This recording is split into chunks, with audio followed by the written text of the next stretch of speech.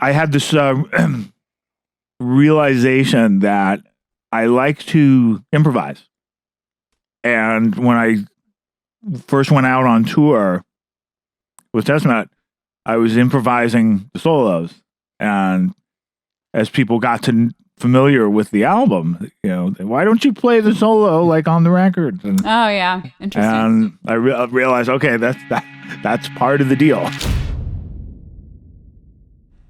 Welcome to another episode of 2020, where Up is Down and Left is Right and Sonic the Hedgehog is on Nintendo and Mario is on Sega Genesis. I'm Benny Goodman, and welcome to my friends, my partners in crime, the people that have to deal and endure with me as I've been aptly named, the Punisher, Siobhán Cronin. We have to remind you of all the things you're doing wrong after every episode. That's Siobhán speaking on behalf of everybody. And then we have Cory Pesa, who can also speak on behalf of everybody. I didn't want to dub you the Punisher, but if you're going to do that yourself, we'll take it. Amy did. Yeah, and this week we have a great guest. And I was saying this, that it's not like a drug dealer where it's like it's always great. Like this is the greatest weed, this is the greatest coke. I made that mistake in my first introduction. This is the greatest metal / jazz, or should I say jazz / metal / photographer / Mataz. co-host, not co-host. I mean, I guess he said he is bipolar in some ways with his music because he's jazz and metal. But Alex Skolnick of the Alex Skolnick Trio, which could mean he's like tripolar. Sure, jazz polar. Yeah. Author polar.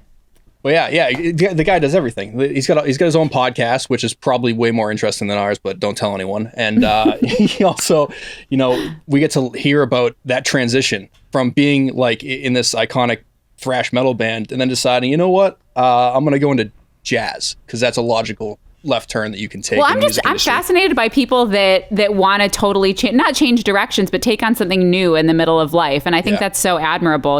People that want to either write a book or go back to school. He talks about going back to school in New York and becoming a student really for the first time at a conservatory. Can we also go on record as saying that he doesn't have a ghostwriter? So when he says he writes a book, he writes a book. Yeah, he writes. And I asked him for a book. So Alex, can you please send me the book? Alex, can you please sign my book? I'm like totally nerding out. Let me know what your Venmo is. I'll send it to you right now. It's cool. This is Alex Skolnick, part 2. And if you have not already subscribed, tell him what's up, Siobhán. 2020-d.com. Go to the YouTube, wherever you listen to podcasts, everything. Just go sign up. Like it, subscribe it, follow us. Please.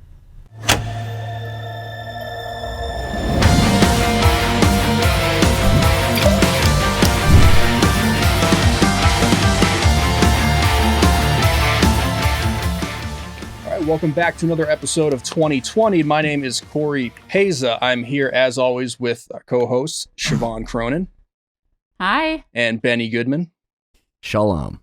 And super excited to continue our discussion with the one and only Alex Skolnick of, Alex Skolnick Trio, Testament. Is a podcast, Moods and Modes, which I'm excited to check out soon. And I think the biggest thing to, in his career so far, he's contributed some guest solos to Lost Symphony that are, I think going to really give you that, you're looking for that like big boost in your career. Well, Alex, Nuno now knows who you are. It's going to happen now. So that's important. but I think we've met. Yeah.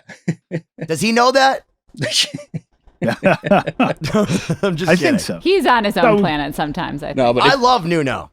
We've been on a couple, we've done a couple events together.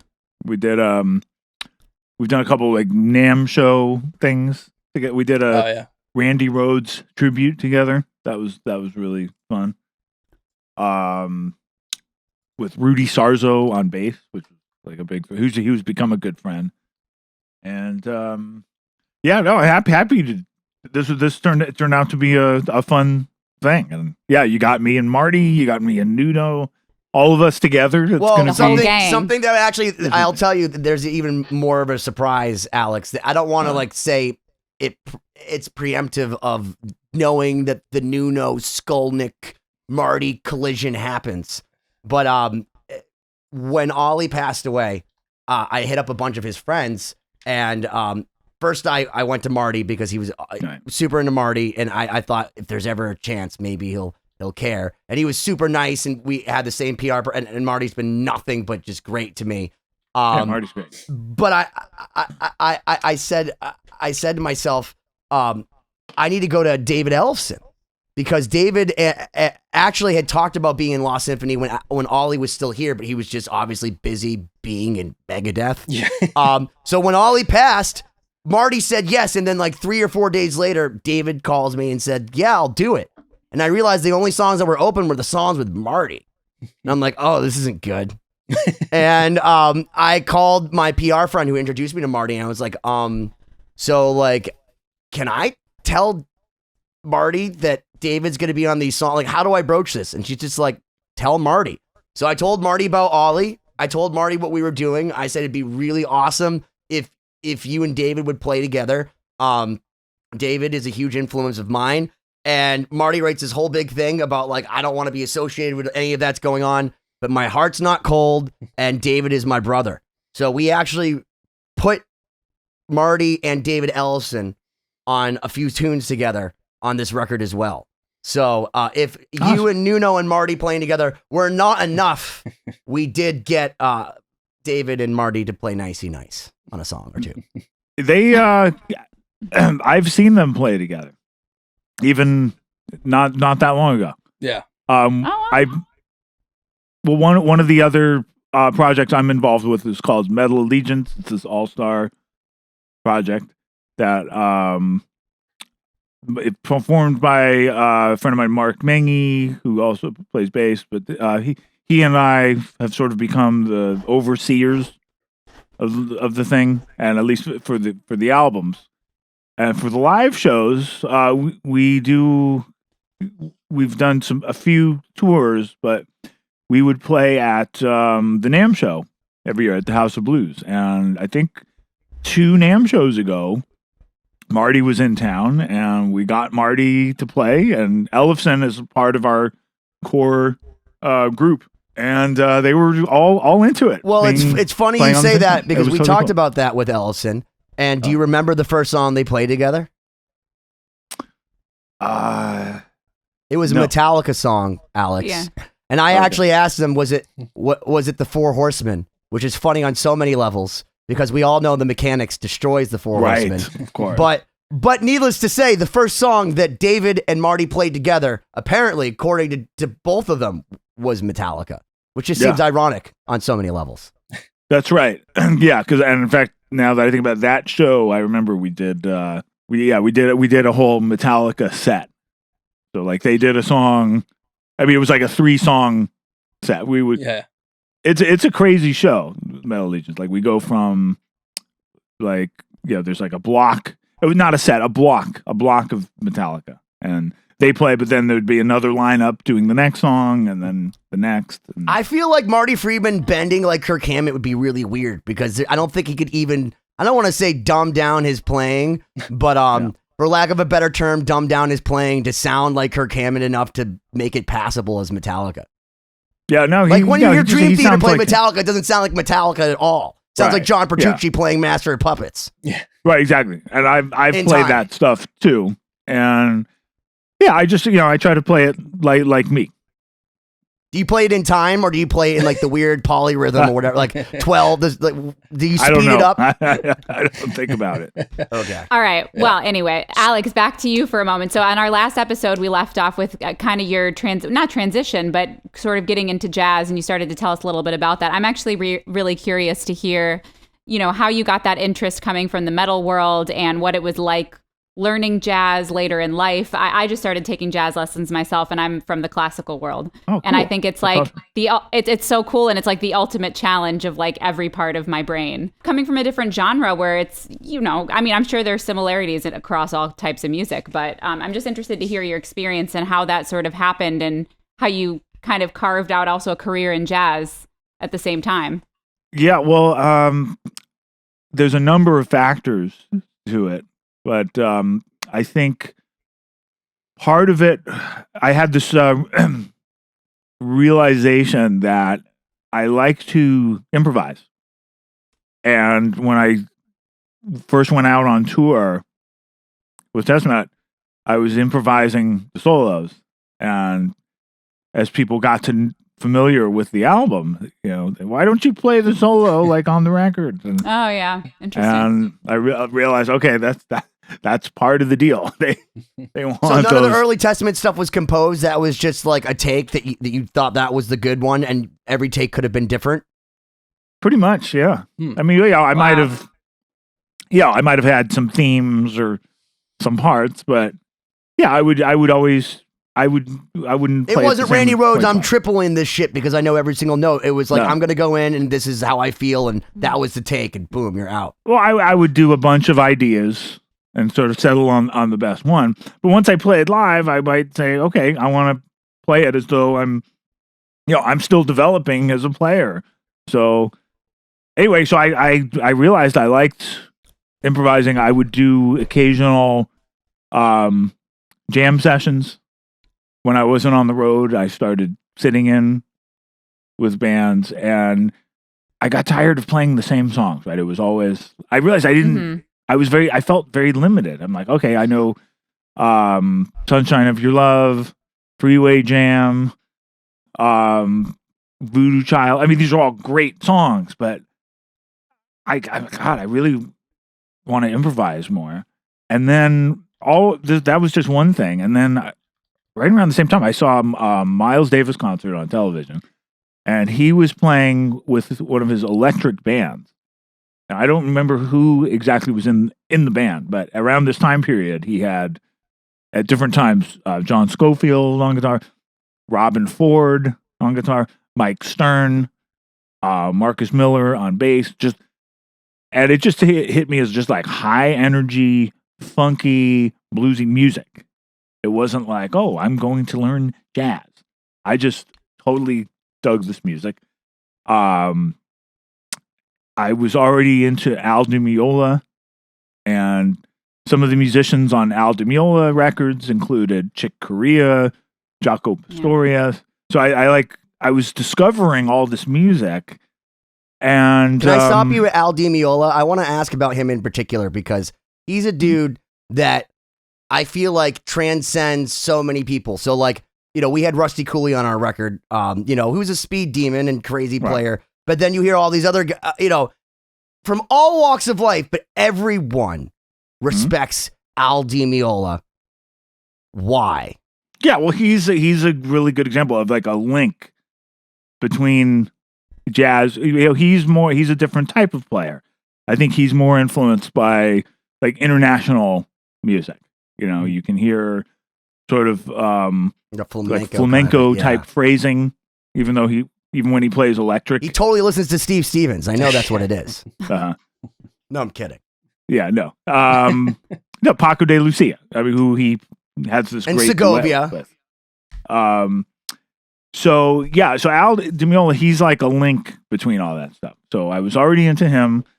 And through Miles, I discovered all these other guitar players. I started going to hear John Scofield live when he plays.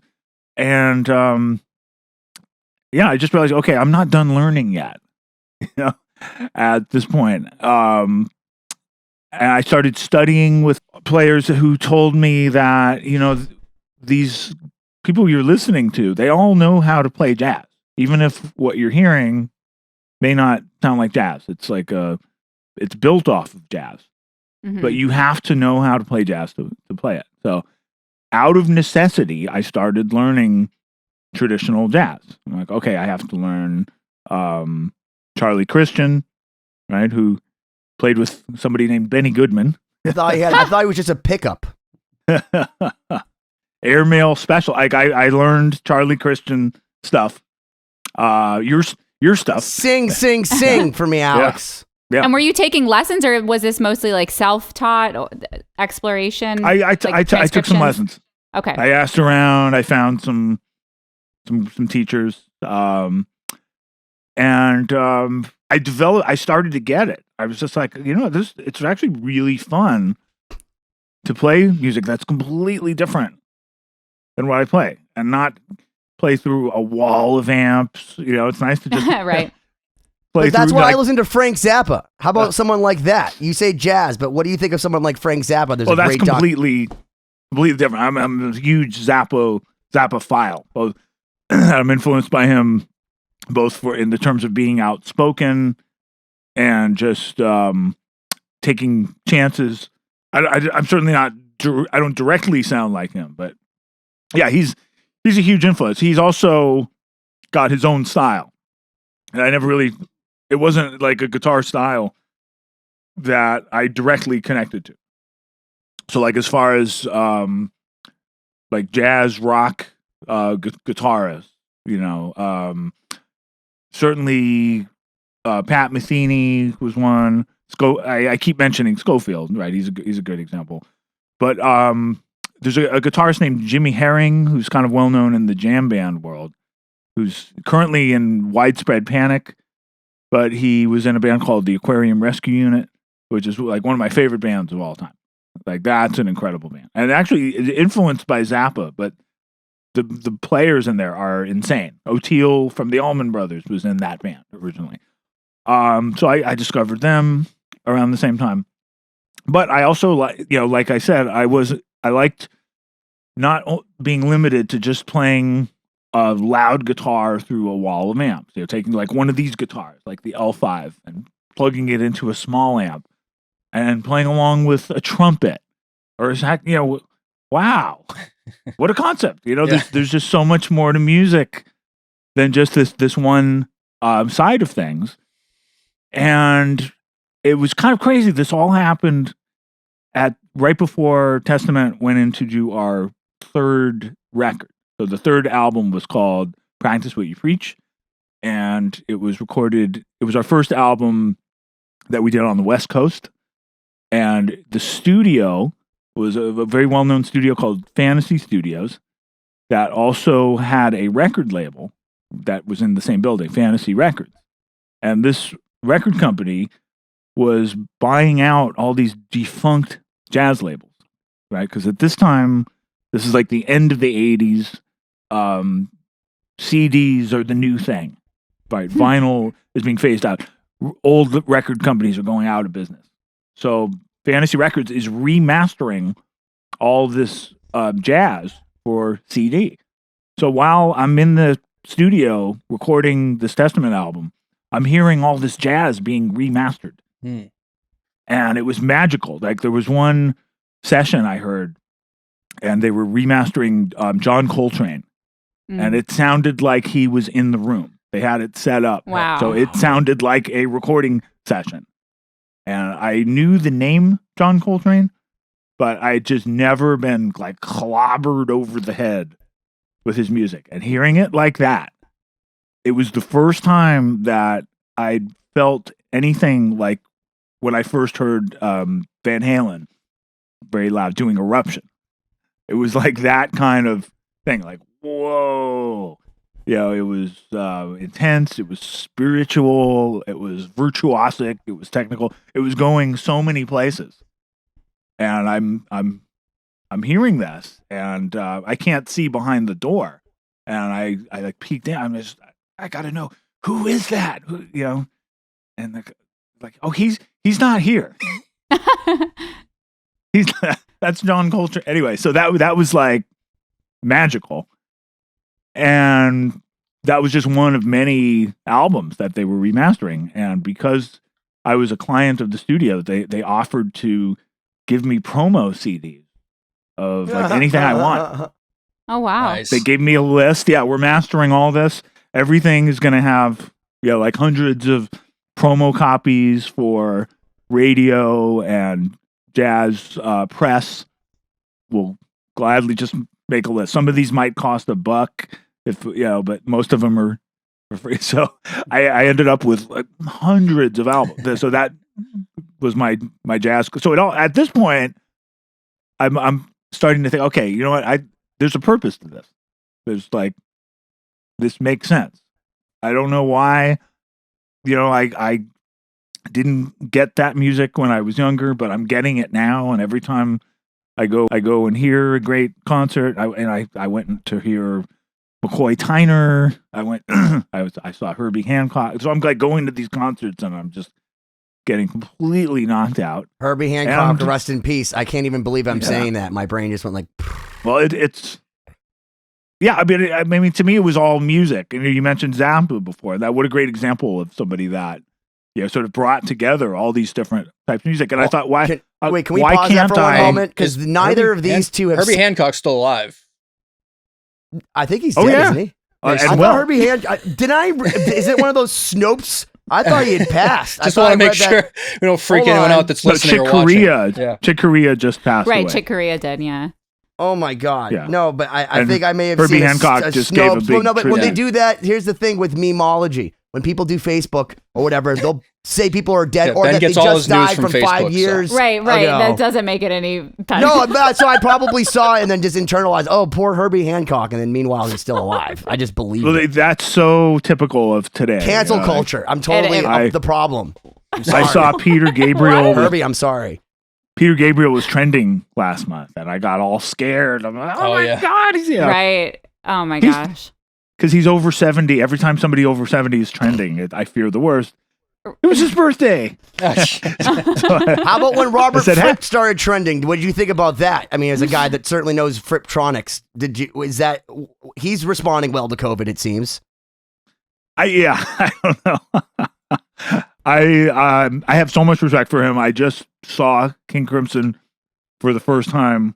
Right, one of the last big concerts I went to before everything shut down, and I went on tour. King Crimson played at Radio City Music Hall in New York, and it was amazing and incredible. What a great artist. I don't really get I get that he's having fun. It's a little odd. I kind of think it's like these videos him and his wife are doing. Can we explain what they are? So for people who haven't seen them, you can go on YouTube. It may probably show up on your Google because of Alexa. But Robert Fripp, who's the guitar player from King Crimson, has a wife with big boobs, and she wears shirts that are very sheer. And then they do very strange covers of songs that you know, and they're odd, very odd, and they're very deadpan about it too. Like it's probably obviously how it happens. And she's dancing, and they do like Metallica. They own it. Yeah, Sabbath. I understand. It's like they're having fun, but I kind of think it's the type of fun. Like, send it to your friends. Yeah. Send it to. They got millions of views, and more people probably know now who Robert Fripp is. We're talking about Robert Fripp. Who's talking about King Crimson? I love King Crimson because I'm a nerd, but like most people aren't like King Crimson. Yeah, Robert Fripp, big boobs.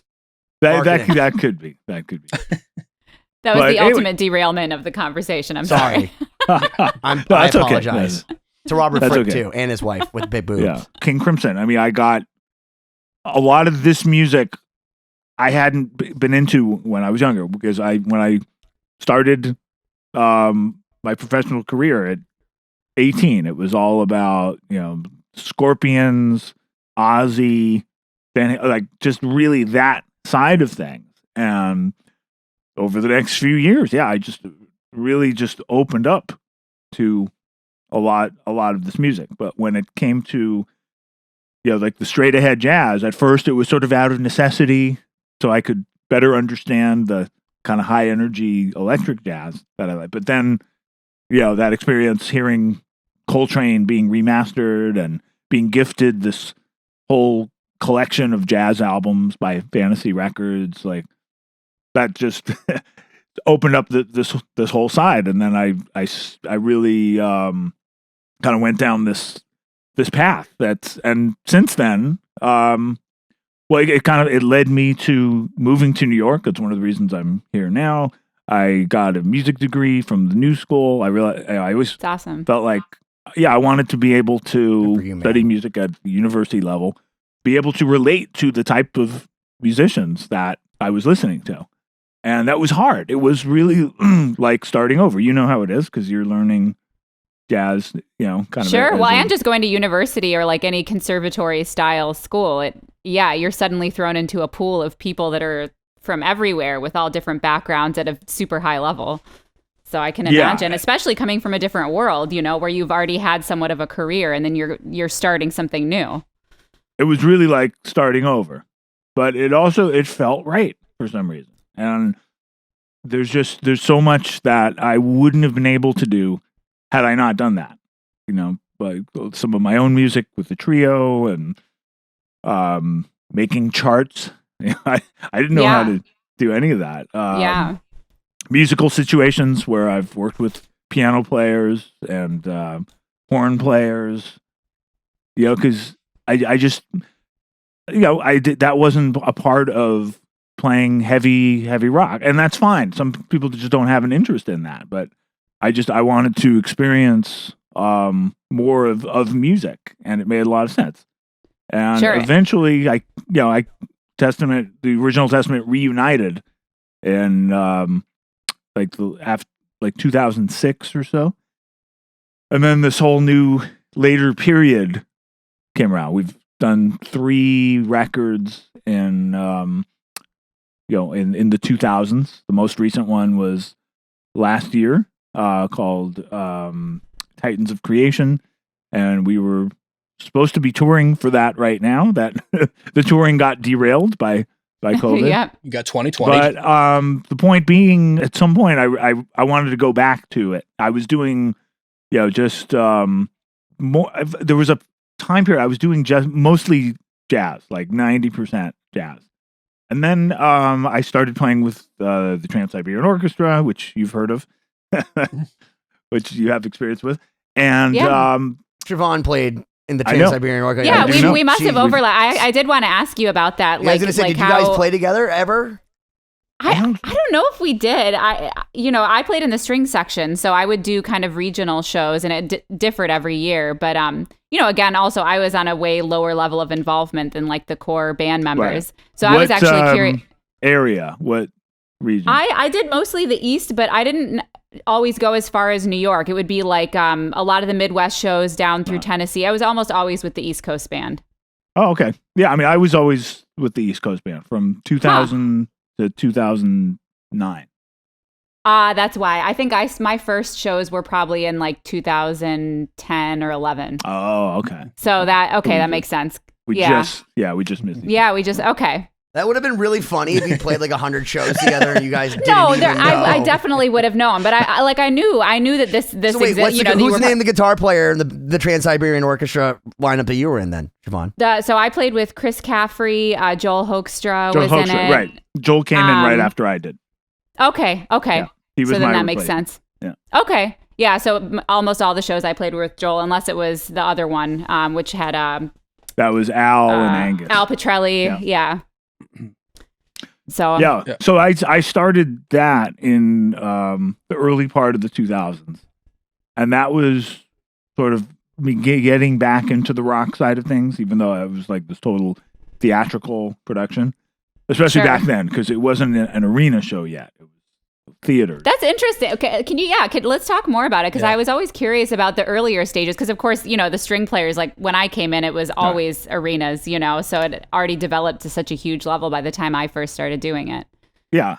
I mean, the lineups were similar. There would be the same type of string section, pickup string section, depending on the region we were in. Right. But instead of an arena, it would be a small theater. Like in New York, it was the Beacon. In Cleveland, wherever all the Broadway shows are in Cleveland, the theater district.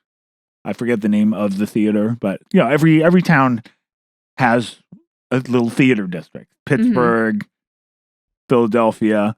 So we would play those places.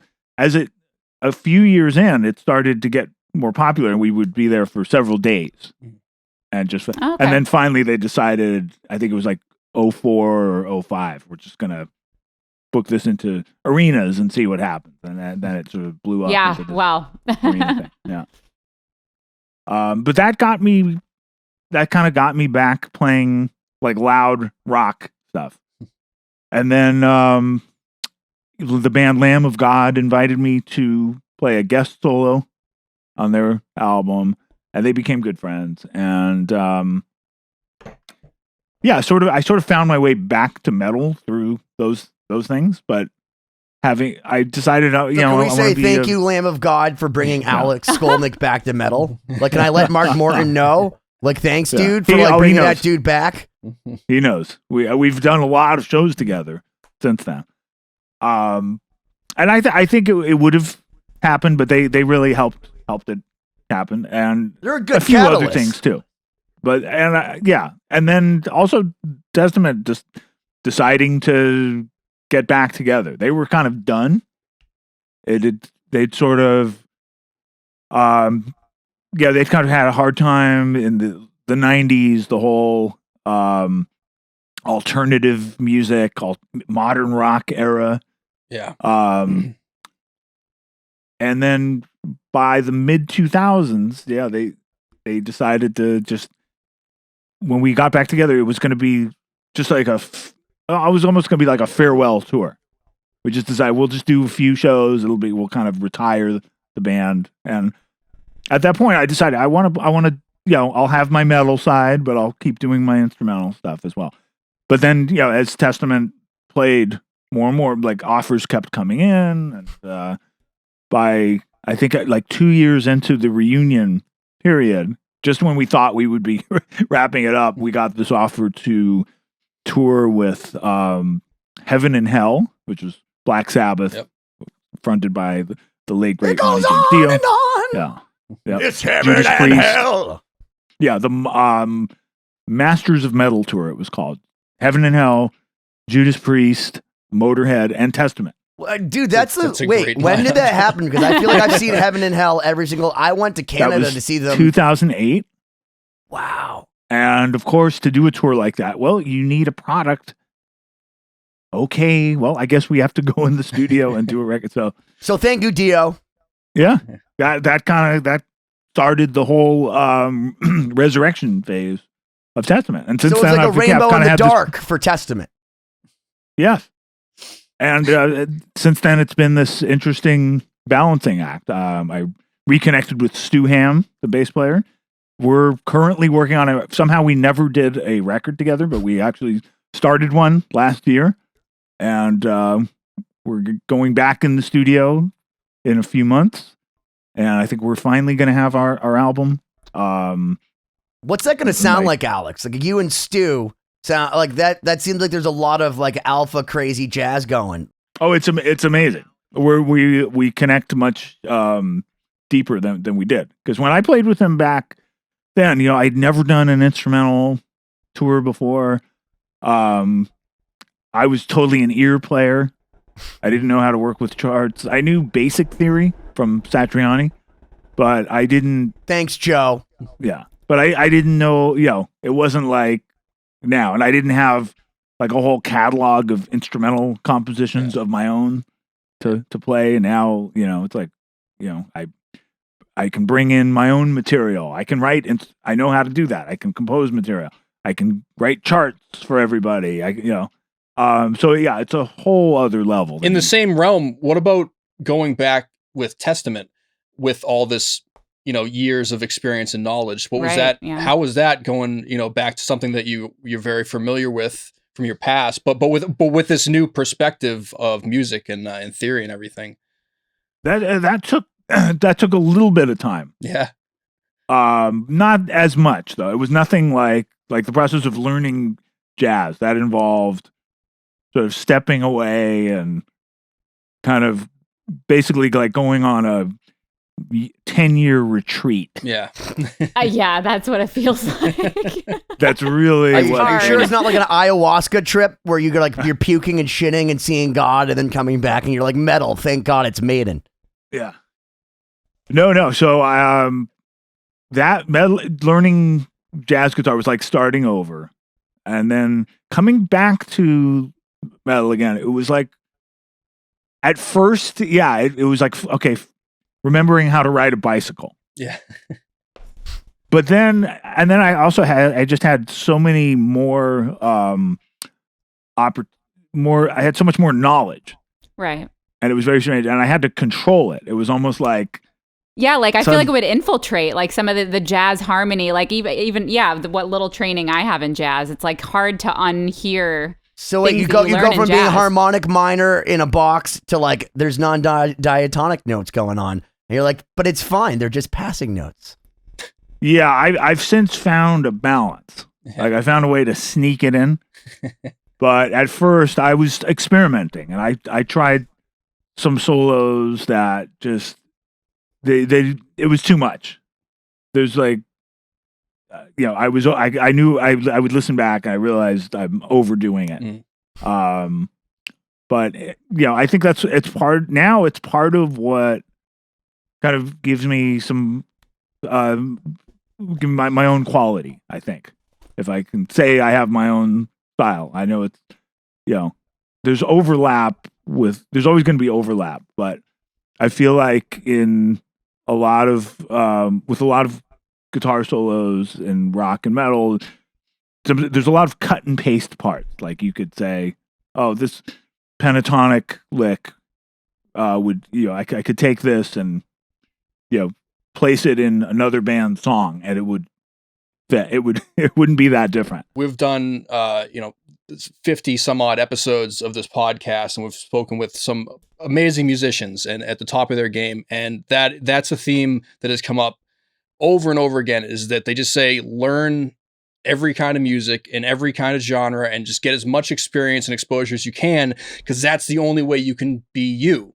and develop your own sound. Because if you only listen to one style of music, you're just going to be regurgitating that over and over again, and it's not you. What makes you is all those different experiences and all those different things. For example, Alex, we were speaking to Shannon Larkin from Godsmack, and the Godsmackers, are obviously a big. They're a Boston band, and I call them the Godsmackers. I'm sure Sully Erna is calling his manager. Say that to Sully's face. I'd like to see that. Yeah. Well, I wouldn't. I'm taller than him. No, you're not. Yeah, I'm not that much taller than him, or his manager, who's one of my best friends. But he was saying they're all blues guys. Tony, the guitar player for Godsmack, and Shannon are both diehard blues players. And even though Tony's an unbelievable metal guitar player that holds down the fort, he himself takes himself more seriously as a blues player. And Shannon and they have the Apocalypse Revival Blues Revival. Excuse me. Revival, yeah. I'm high, Shannon. I'm sorry. But that's what he goes back, and when they go back to the Godsmack mode and have 4 #1 hits, by the way, they are coming back having played blues, immersing themselves in blues, and not even being known by anybody in blues, but then going back and playing arenas as faceless musicians behind Sully Erna playing metal, and it's a different thing. Yeah. I think that's great that they do that. I think musicians should spread their wings. Paul Stanley is doing Soul Station right now, which is sort of this Motown themed. Is it awesome or is it awesomely bad? I think it's getting decent reviews. And either way, he seems really happy to do it. He seems very passionate about it. And I think that's great. When I started branching out, first, playing with Stu, and then just really going off on this jazz tangent. People thought I was crazy, and then once the internet came along and comment sections, I was just a target of vitriol. Yeah, wow. What did I do to these people? Well, and jazz is such an elevated. I consider it, we talk about this, that it is kind of like the ultimate level. It is, so I can't believe it. It's the metal fans. It's the same metal fans, that don't want to listen to anything that the guy wearing lipstick or makeup, in the Bon Jovi. Just anything that's different. Metal fans are very dedicated to that, and if you stray away, I can totally see that reaction of wait, you're not being faithful to the genre. Today is the 35th anniversary of Master of Puppets, the last metal album that mattered. So fuck all of you, okay? That's the only thing that matters. That's what metal sounds like, and that's what your album should sound like forever. And if you make anything that doesn't sound like it, well, you're not Cliff Burton. Yeah. Well, every Metallica record since then doesn't quite sound like that. I know, that's why we're always let down, Alex. Tell them that. Yeah. So that's I think it's changed. Luckily, that's calmed down a bit. But for a while, you would think I went and joined Poison or the Ricky Rocket review with you and Poison. That was 2 Poison people in a row. They're actually nice people, they're real people. CC's actually gotten good. That's the funny part. It's a perfect, with respect to them, it's a perfect band to contrast with Right. No, they what were terrible. But I fans gotta of say that if you go my see band CC now, hate. well, you can't see him, but I had seen him like a I was few never years a ago, fan, and he was good. Yeah, you know what? You got for that type of music. Obviously they wrote hits. They wrote a lot of songs that a lot of people like. Yeah. It's just not. It's just not for that. Yeah. That is He one was a genre. Celebrity Apprentice, Alex. Right. Yeah. Well, that's one genre I never really related to. Was sort of the kind of sing along, feel good, ultra commercial stuff like. So you don't like that. Kiss? Well, the 70s Kiss, the 80s Kiss is totally different. But I want to rock and roll all night and party every day. Seems like I can sing along to it, Alex. Yeah. Well, that was the That still. That So it was kinda okay in the 70s, but by the 80s, it Yeah. was tired, is what you're saying. Look at them in the 80s.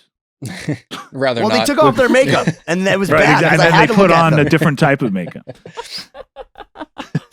Well, without getting Yeah. too far away from music, I wanted to ask about your book and writing. And, before we run out of time, of course, at what point did you decide to write a book? I'm always interested in people that take up writing because it seems like such a daunting task to write, especially sort of a memoir. And, how did you decide to do that? And where did you get the skill to write? How did you learn? It's just fascinating that you did this. Oh, thanks. Well, I started around the same time I got into jazz. That same year that we did that Third Testament record, and I was discovering all this new music. I got asked to write a column for a guitar magazine. 2 guitar magazines, actually. They kind of reached out like right at the same time, and it was incredible. Guitar for the Practicing Musician, which isn't around anymore, and Guitar World. And I ended up writing for both of them at different times. So I would do monthly instruction columns, and then that was the first time like I really had to put thought and energy into my words because it's going to be read. It's going to be on newsstands. Right? That it's just like it's like going on tour and having the incentive of a show. Like you have to get it together.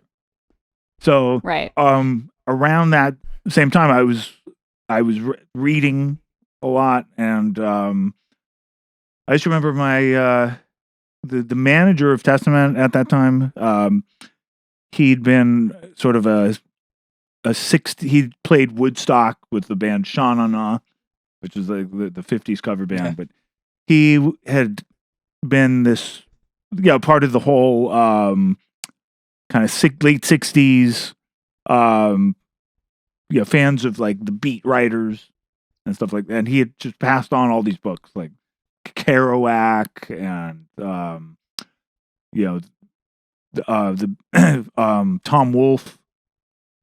So I started reading their books, and then eventually people like Kurt Vonnegut and Nice. John Updike, later Haruki Murakami. So that became, as especially with all the travel, that was just a great way. When you couldn't work on music, that was a great way to stay engaged. And so I developed a taste in good writing, and I always thought, well, there's so many interesting things to write about that I'm experiencing, going from sort of being a kid at school that can barely talk to anybody to being on a heavy metal tour at age 18, and going from being kind of known for this heavy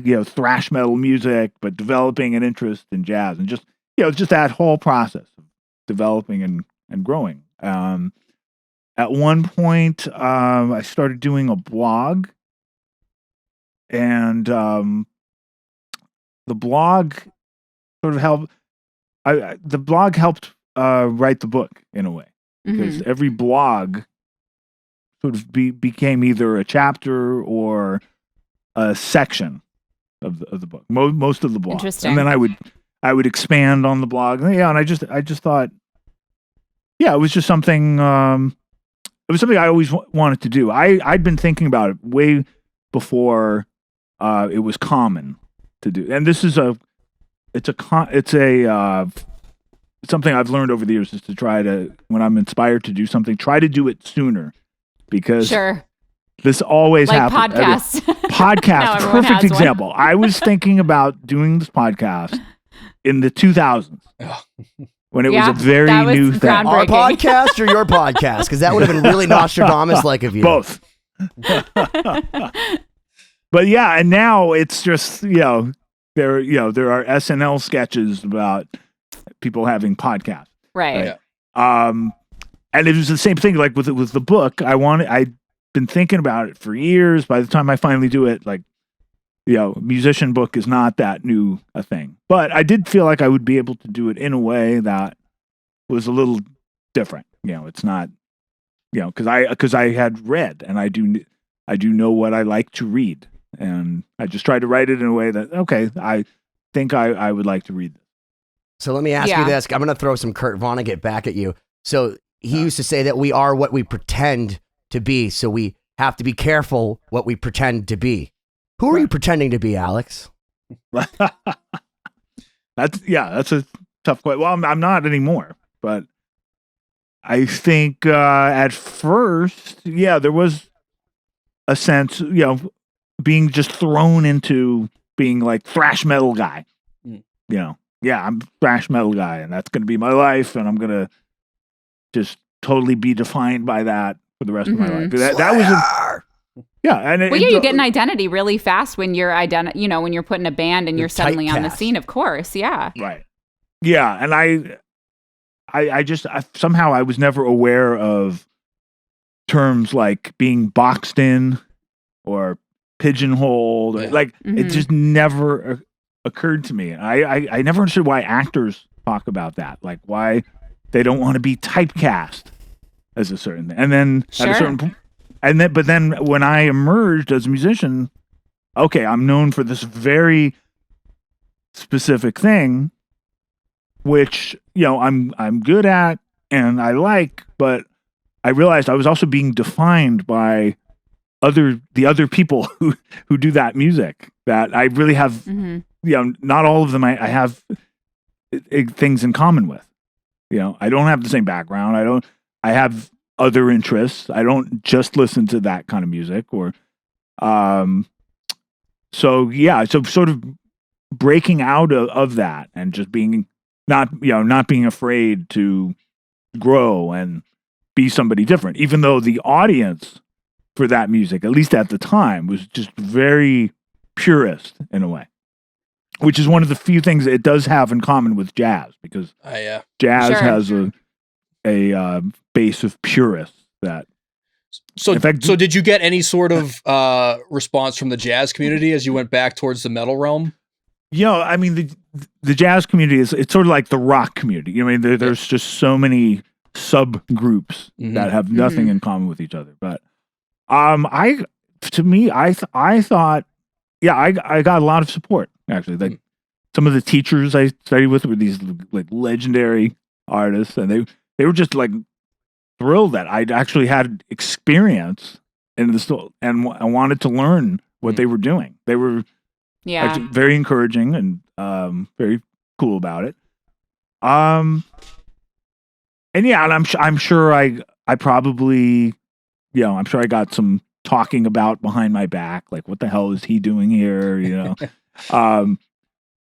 but I knew that I needed to learn, and I knew I had to, I knew why I was there. I had no illusions. I didn't think, okay, I'm going, here I am. I'm just going to be this master jazz musician. No, I was there to learn.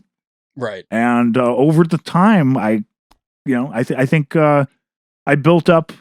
I got, by the time I did my first recording, like I was shocked, because I thought it's going to take like several albums. It's probably going to take another 10 years. But I did my first recording with my trio, and Billboard did a feature on it. Downbeat did a feature on it. Jazz Is, like all these magazines I never imagined being in. And it was incredible. You think it's because you have awesome hair? Probably doesn't hurt. Actually, No, I didn't at amazing. the time. When I did the first jazz stuff, I had very, very short. I was like totally in kind of, I was finding my Your jazz guitar persona. self. Yeah. Yeah. Maybe we can get a little bit into your podcast and the topics that you tackle and how big of a part of what you're doing now is that podcast in comparison to the music. It's a pretty big part. I mean, I could see doing this for a long time. Yeah. My original idea was to do piano jazz on NPR, but for guitar. Right. And that piano jazz was the longest running show on NPR. Marian McPartland, she would get together with another musician, usually a piano player, and they would talk about music and they would jam. So I started this with that in mind, and I did a few episodes with friends of mine, Nir Felder, who's a great player, Prasanna, who's a great player from India, and he sounds like a sitar or a veena player, but on guitar. And I got this great content of us talking about music and just jamming, and then everything shut down. And I had to find some extra angles. So I have done, in addition to these jam episodes, I've done like tributes to artists that we've lost. And sadly, there's been so many. You know, I did a tribute to Peter Green, and Eddie Van Halen, who was such a big impact on me that I feel like we should do one for Herbie Hancock right now in anticipation. Yeah. Yeah. Oh my gosh, Ben, don't jinx it. Yeah, I'm please. sorry. Oh my God, And, please no. Well, there was another one. So I was talking about Stu Ham. I went to record with Stu Ham. We recorded at Sweetwater, you know, the music retail giant in Indiana. That they have a recording studio, and they had each of us do master classes. So I ended up recording that whole trip and just got a tour of Sweetwater, got the whole story, told the story of Sweetwater. So that was fun. That was like, you know, a travel episode. Can you tell them to stop calling me about the picks I bought like and 6 months what's ago? up with the candy? I want to know why I have to get candy. Like, Listen to my episode. You'll find it. You'll find it. I'm gonna check it out. Yeah, it's a variety. And I was also may he rest in peace, Anthony Bourdain. Oh my God. Mhm. You know, before he was on TV, I was reading him. Now he was another big influence as far as like writing a book, like his book about. Well, how being a depressing is chef. it that he commits suicide? And like I used to say all the time, if I could be any person in the world and do any job, it would be Anthony Bourdain. Is to go to somebody's country, be ingratiated by the greatest people, at the greatest places, eat the greatest food, be like suave, smoke your cigarette, drink whatever the resident alcohol is, and then leave a dignitary. And then he's dead. What is up with that, dude? Yeah, we're gonna be wondering that a long time. Because I think a lot of people thought the exact same thing.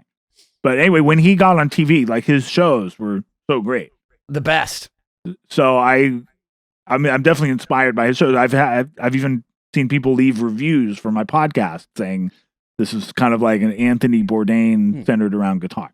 Well, that's a Like the great best selling compliment point. anybody That can made get. me way more interested. I just talked to you for 2 hours, and I now want to go see because I love Anthony Bourdain. I mean, I like Testament a lot, but Anthony Bourdain is like my fucking spirit animal, dude. So like, There if you you're go. like Anthony Bourdain for guitar, I mean, besides the fact you got a 347 back there, like everyone's taking. If you are not watching on your television, your computer, or on your phone, take a look at Alex Skolnick's guitar collection. It's pretty awesome. And I also want to say thank you so much for playing on Lost Symphony with us, who is our sponsor. I guess the last thing I will ask you is, we are in an instrumental band. We've had to pivot this last year, 2020. Literally, we say we got 2020 into doing this. Right. For Ollie, we asked you, would you play on this? I guess I'm sort of curious. What did you think when you got to hear what people are going to hear as Chapter 3? Not knowing anything about this, because it is very, very, very different. Yeah. No, I thought it was very. It is very different, but it's got a kind of a soundtrack quality at times, and then other times it's got this sort of rock quality, like majestic rock quality, and it's fun. Yeah, very different than the stuff I do. Very different than anybody would expect, and like the super shred guitar stuff works with it, but it's not dependent on it. There's parts where it gets quiet, and there's just lovely violin and piano. That's Siobhán.